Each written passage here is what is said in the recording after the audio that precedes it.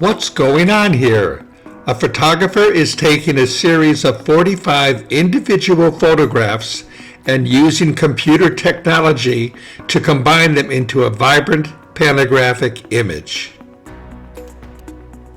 Welcome to photo stitching. This video will be showcasing 7 ways that photo stitching can be used to enhance your photography portfolio and create engaging images.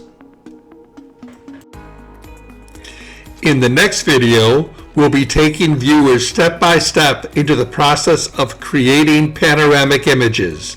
This video is also available free on YouTube. Here is an example of a beautiful photograph captured with the traditional 35mm digital camera of hikers at Starved Rock State Park. But when you expand the picture with photo stitching, the entire size and scope of the remarkable setting becomes even more dramatic. With a traditional 35mm camera, you can get a very nice photo of a pool and building, but the surrounding area is cut off. With the panoramic function on a cell phone, you can reveal more of the setting, but the horizontal restrictions still cut off the sky above and the land below. But with photo stitching, you can add as many photos as needed to include the full sky and the whole surrounding area in the photo.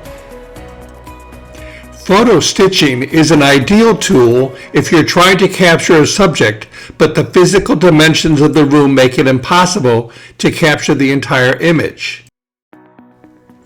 At Chicago's Museum of Contemporary Art, I couldn't get far enough from the stairway to capture the full image. But with photo stitching, you can capture the full beauty of the staircase as it rises from the first floor to the second floor and then up and beyond. This was done by taking and merging 15 photos. You can see here the rough output of the merge and then how I cropped and color corrected the final image. As an aside, I also went back to capture 2 alternative images of the staircase, looking across a single stairway and then looking down from the top. This let me put together a triptych of the whole project. The second setting that is good for photo stitching is scenes that involve an enormous setting. This photograph takes you inside the Riviera Theater in the uptown neighborhood of Chicago. You can see the ornate structure of the theater, its purple walls and red seats. But photo stitching takes that one photo and combines it with 20 other individual photos to bring you into the entire theater experience.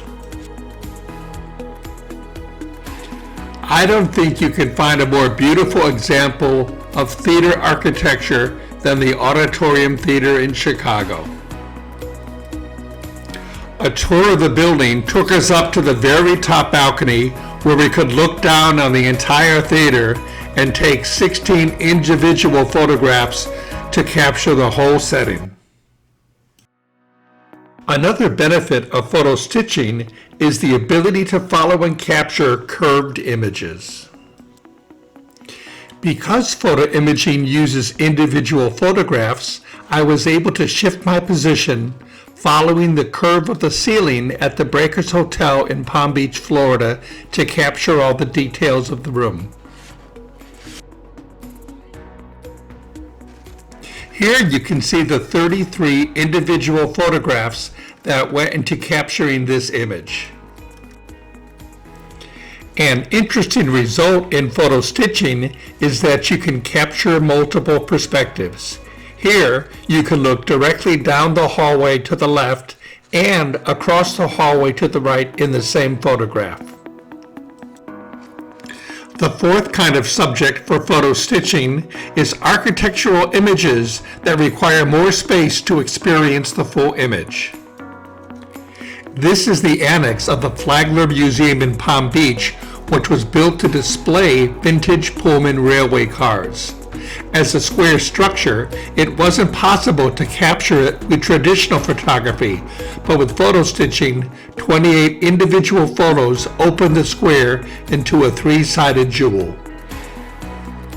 Other examples of architectural buildings that are showcased beautifully with photo stitching are Chicago's Rookery Building lobby, designed by Frank Lloyd Wright, and the James R. Thompson Center by Helmut Jahn. From a practical standpoint, photo stitching is the perfect tool for photo books and capturing memories. These were individual photos I captured of a family reunion on a cruise ship.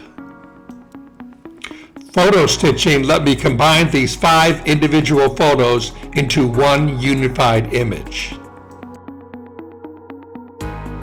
Once I had the image, I was able to use it as the cover of a gift book to celebrate the festivities. Photo stitching provides the tool to create artwork that makes covers and albums memorable. The 6th use of photo stitching is transporting viewers to expansive natural setting. Here is a view from beneath the waterfall at Starved Rock State Park that lets viewers experience what it's like being in the cave. Here's a photo of a path on the trail to the St. Louis waterfalls in the same park, providing a wonderful view of the natural setting. And here's a view of the ground and lake at Bunnard House in Fort Lauderdale, Florida. As a final example, I want to show you a specific quality of photo stitching, the ability to produce a cutaway image. This is a building in New York City's Hudson Yard called The Vessel. This elaborate honeycomb-like structure rises 16 stories and consists of 154 flights of stairs with 2,500 steps. At the top of the vessel looking down, photo stitching lets you showcase a cutaway view of the architecture. The wall behind you is not captured in the photograph. As an interesting aside, I also went down to the lowest level of the vessel and laid on the floor shooting straight up, revealing skyscrapers poking out between the outer walls of the circle.